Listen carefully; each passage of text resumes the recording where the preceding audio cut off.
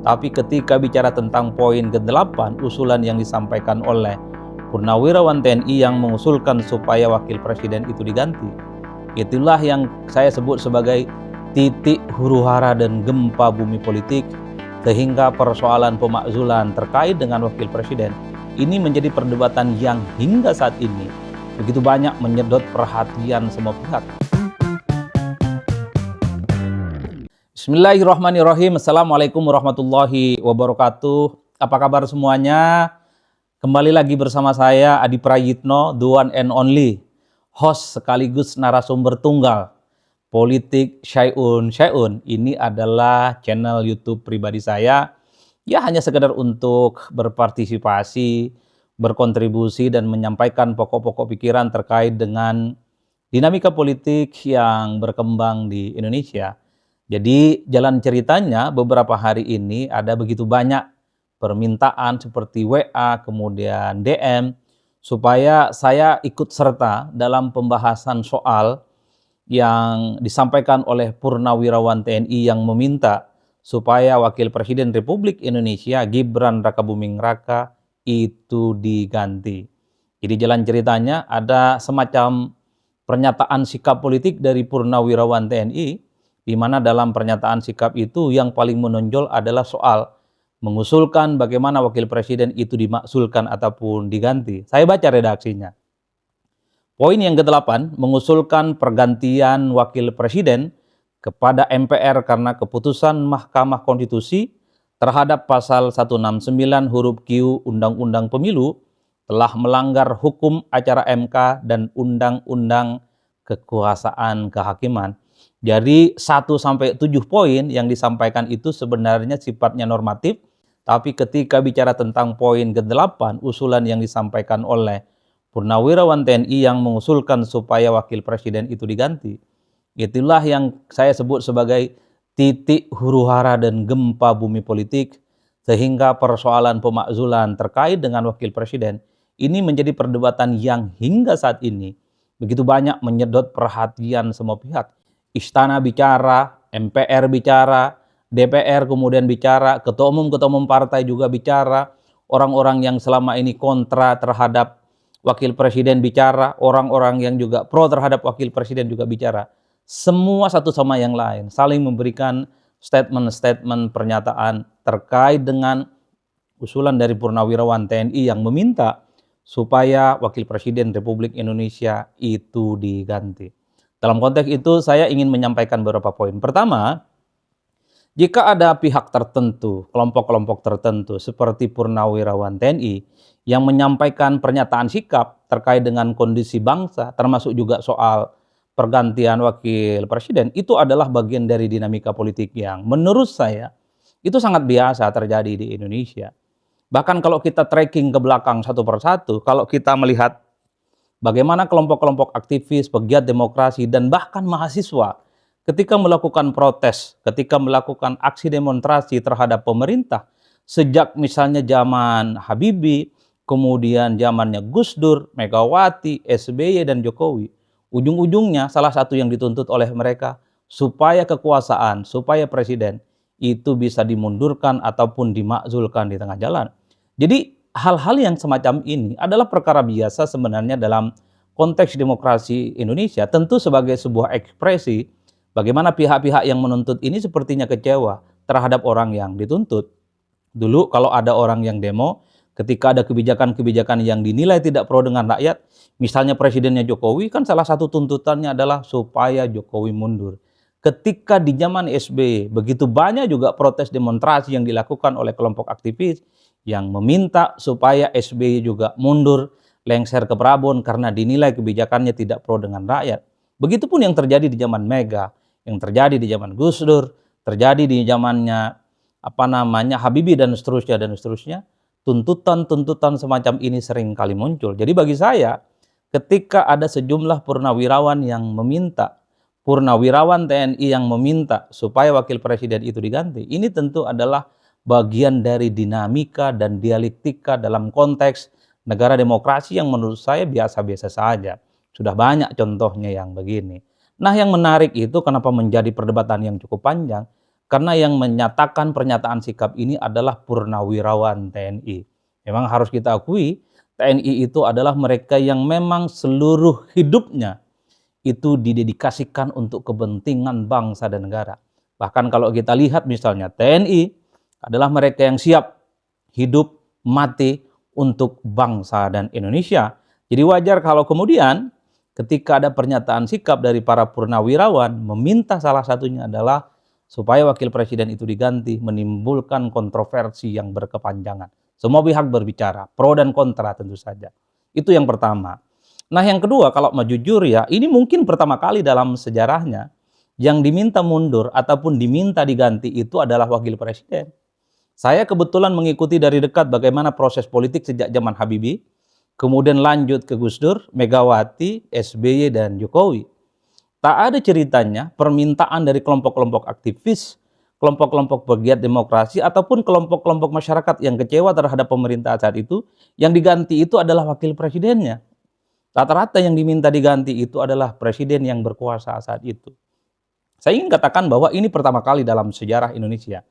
Yang diminta diganti, diminta dimundurkan, itu adalah wakil presiden hanya terjadi di era sekarang. Kalau kita melihat argumentasinya, ini dikaitkan dengan persoalan putusan Mahkamah Konstitusi beberapa waktu yang lalu terkait dengan syarat umur untuk maju sebagai calon presiden dan wakil presiden. Salah satunya terkait dengan umurnya Gibran Rakabuming Raka.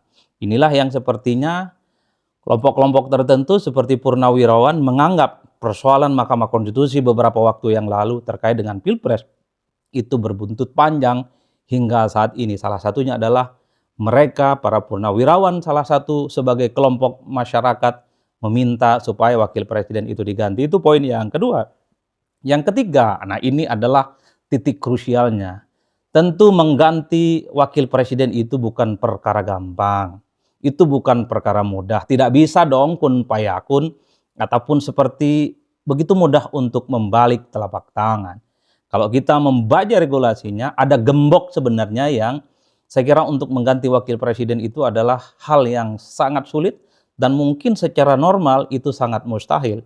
Misalnya kalau kita mengacu pada Undang-Undang Dasar 1945, kita cek satu persatu misalnya pasal 7A dan B, di situ kan dijelaskan bahwa wakil presiden itu bisa diganti, ya kira-kira begitu, bisa diberhentikan oleh MPR atas usulan Dewan, jika terbukti melakukan pelanggaran konstitusi seperti pengkhianatan terhadap negara, kemudian korupsi, penyuapan ataupun tindakan pidana berat lainnya, atau perbuatan tercelah maupun apabila terbukti tidak lagi memenuhi syarat sebagai presiden dan wakil presiden.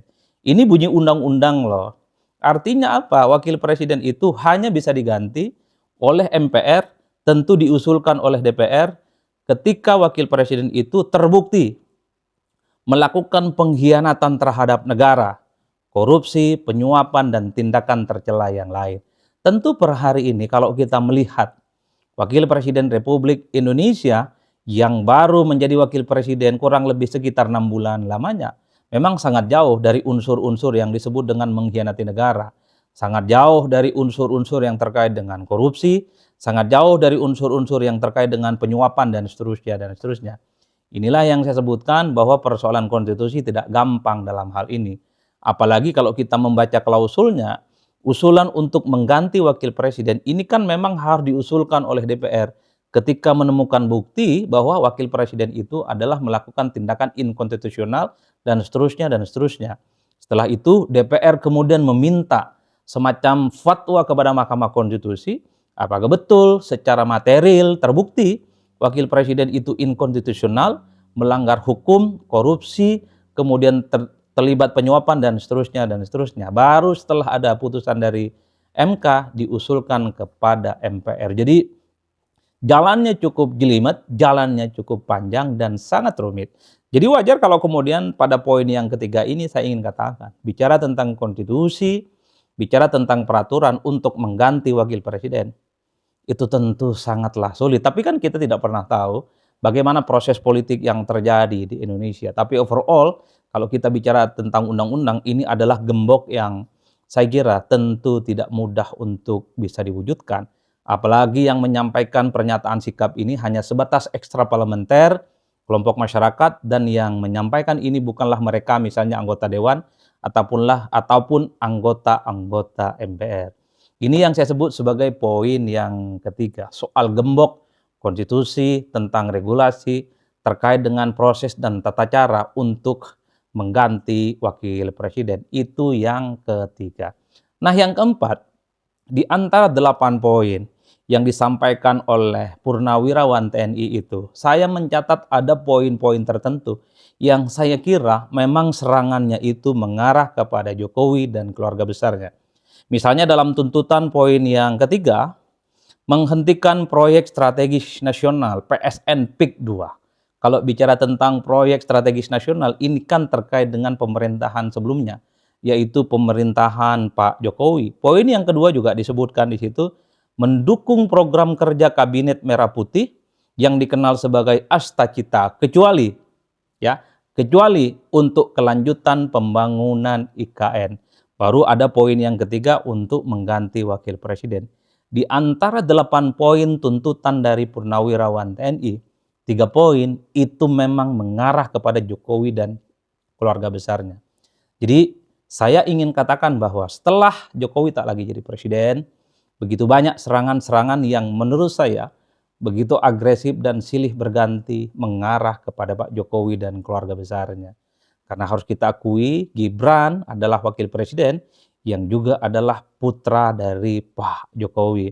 Serangan-serangan ke Jokowi saya kira cukup banyak. Kemarin ada yang menggugat terkait dengan mobil SMK, yang kemudian juga terkait dengan ijazah, kemudian kunjungannya ke Vatikan, sekalipun itu misalnya diutus oleh negara, dan yang terakhir adalah soal bagaimana wakil presiden itu diminta untuk diganti dan seterusnya. Itulah yang menurut saya menjadi penting untuk ikut berkontribusi bagaimana percakapan terkait dengan polemik, kekisruhan, dan kontroversi terkait dengan pergantian wakil presiden yang menurut saya dalam banyak hal secara konstitusi itu sangat berat dan itu sangatlah rumit untuk bisa diwujudkan. Terserah para pemirsa mau berada di posisi yang mana, berada di posisi yang ingin mendukung Gibran yang mengatakan bahwa Gibran itu adalah wakil presiden yang sah secara legitimate, terpilih sebagai wakil presiden bersama dengan Presiden Prabowo Subianto. Itu yang kemudian disampaikan oleh Ketua MPR Ahmad Muzani.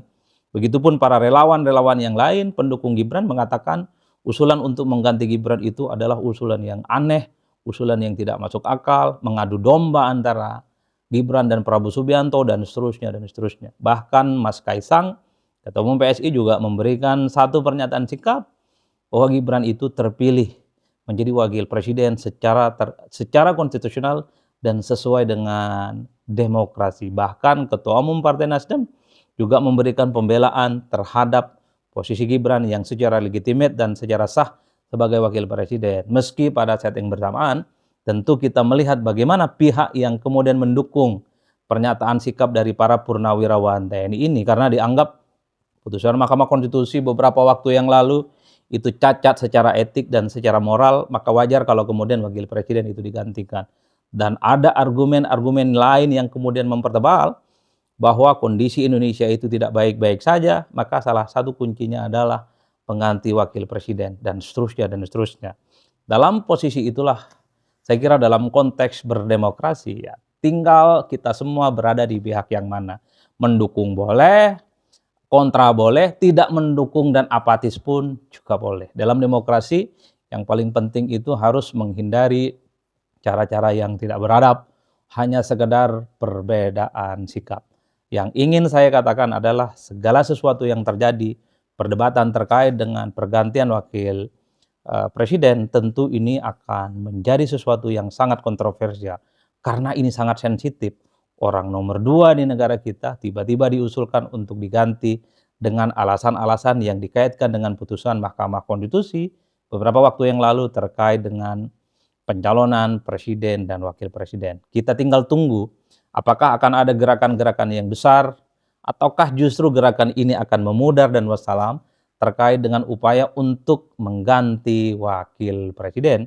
Karena kalau mau jujur, karena kalau mau serius, ya usulkan dong ke DPR. Datang ke DPR, ada semacam usulan dan permintaan dari kelompok masyarakat supaya ada pergantian wakil presiden. Maka sepanjang itu tidak dilakukan, wajar kalau kemudian aspirasi yang disampaikan oleh para purnawirawan ini ya seperti aspirasi-aspirasi dari kelompok masyarakat, kelompok-kelompok aktivis yang selama ini misalnya menolak revisi Undang-Undang TNI, yang menolak undang-undang terkait dengan ITE, menolak tentang KUHP, menolak tentang undang-undang yang dinilai kisruh, dan semuanya tidak pernah didengarkan dan tidak pernah dibahas di DPR. Karena aspirasi yang semacam ini, aspirasi-aspirasi yang dari luar, itu seringkali memang oleh DPR hanya dianggap sebagai angin lalu biasa. Apalagi untuk memakzulkan wakil presiden, kalau hanya terjadi di luaran, tidak ada proses politik di Senayan, tidak ada proses politik di parlemen, ya tentu ini hanya semacam diskursus di luar, terjadi bunyi-bunyian, terjadi pro dan kontra, dan pastinya akan saling ngotot-ngototan satu sama yang lain. Kuncinya, pergantian wakil presiden itu ada di parlemen. Nah, tinggal kita cek, apakah parlemen ada yang mulai bicara tentang upaya pergantian ini ataukah tidak. Per hari ini tidak ada satupun anggota dewan, anggota parlemen, termasuk anggota MPR yang bicara tentang pentingnya untuk mengganti wakil presiden. Jangan-jangan ini hanya sebatas aspirasi di luar, belum sampai proses politiknya ke parlemen. Tentu kita sangat layak untuk menunggu bagaimana proses-proses politik di masa-masa yang akan datang. Karena harus kita akui, politik di Indonesia itu kan ngeri-ngeri sedap. Sesuatu yang tidak mungkin, sesuatu yang sulit, tapi kemudian sangat mungkin terjadi. Sesuatu yang menurut kita itu irasional, tidak masuk akal, tapi di Indonesia itu sangat rasional dan sangat mungkin terjadi. Betul, hari ini ada gembok undang-undang terkait dengan pergantian wakil presiden itu rumit, belum ada juga proses politik di parlemen, tapi siapa sangka di kemudian hari ada sesuatu yang mungkin tanpa kita duga itu terjadi di Indonesia. Itulah mantapnya politik di Indonesia, kadang tanpa teori, tanpa bisa diprediksi, sesuatu yang mustahil itu seringkali terjadi di depan kita. Maka sangat layak untuk kita tunggu kira-kira apa proses-proses politik yang akan terjadi di masa-masa yang akan datang.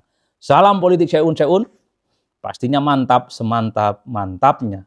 Sekeras apapun perbedaan pendapat kita, yang paling penting kita tetaplah wajib bersaudara. NKRI harga mati. Indonesia harus di atas segala-galanya. Billahi taufiq wal hidayah. Wassalamualaikum warahmatullahi wabarakatuh.